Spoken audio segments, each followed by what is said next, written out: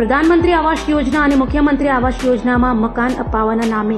લાખો રૂપિયા પડાવી લેનાર તોડકીના મુખિયાને દિલ્હીથી આર્થિક ગુના નિવારણ શાખાની ટીમે ઝડપી પાડ્યો છે.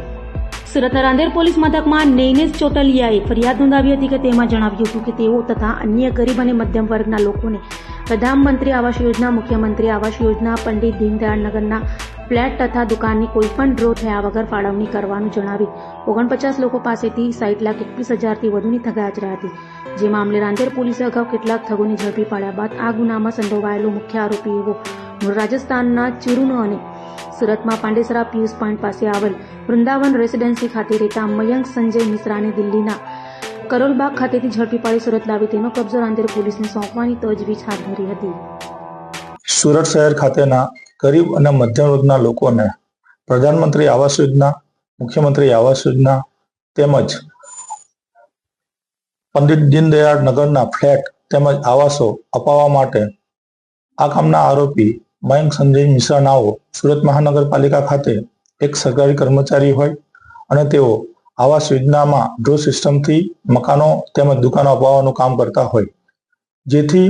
એક દુકાનની કિંમત આશરે 10 લાખ રૂપિયા, 1 BHK ફ્લેટની કિંમત 6,50,000, 2 BHK ફ્લેટની કિંમત 12 લાખ રૂપિયા જેઓને ડ્રોના માધ્યમથી શરૂઆતમાં લોકોને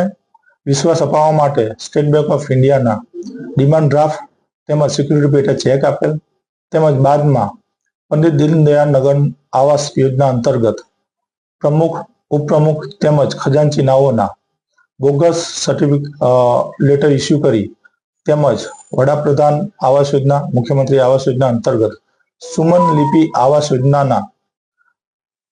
કાર્યપાલક ઇજનેરશ્રી જગદીપ એન્ડ પરીખ નાઓનો બોગસ લેટર ઇસ્યુ કરીને લોકોને આવાસ તેમજ દુકાન તેમજ રોકેલા નાણાં ન આપી આરોપી પોતાનો મોબાઈલ ફોન બંધ કરી અને નાસી ગયેલો હોય તે સંદર્ભે